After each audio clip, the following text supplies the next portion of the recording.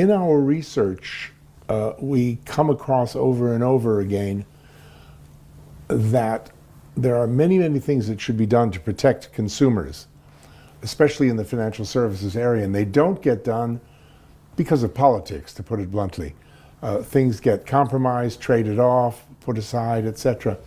Do you think there's a role for somebody, a consumer minister or such, to be a non-political, independent expert in the financial services area, who can step in and say, as some new policy is being initiated, that this practically simply isn't going to work, however many votes it may get?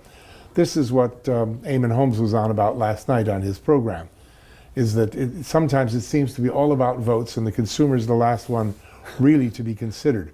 So we're very adamant about that. We can see examples of it everywhere. The fallout in the Wonga depositors, for example, who are now going to be made to pay debts, probably to hedge funds that buy their loan book, who actually would have been in a position not only not to have to repay the debt, but probably to get the principal and interest they paid back for being sold loans where they didn't meet the affordability test.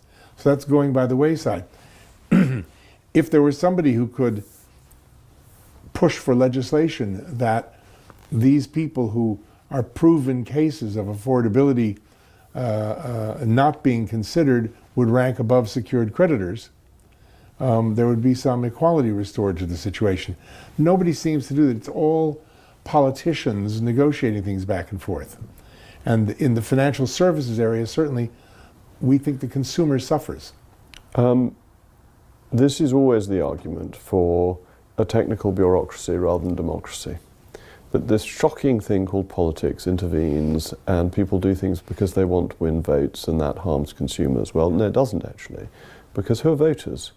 Voters are consumers. Politicians are on the side of consumers. And no, I don't think there is a technocratic solution to these problems of fair-minded bureaucrats who will get the decisions right. Indeed, I think the whole trend in recent decades has been wrong. It's taken away accountability. There have been more of these unaccountable, unelected officials who make decisions, like the Financial Conduct Authority, which is hardly accountable to Parliament or to ministers at all. And if something goes wrong, who do you complain to? Who gets redress of grievance for you? So no, I think that's the wrong way to go. I think that politicians, actually subject to the requirement to win a democratic mandate, are more likely to get these decisions right than a fair-minded technocrat. And independent authority, yeah. We've got millions, well not millions, but we have so many independent authorities, and they turn out to be unaccountable bureaucracies who make decisions that you can't then get overturned because there's no ability to get redress of grievance, and I don't think this system works.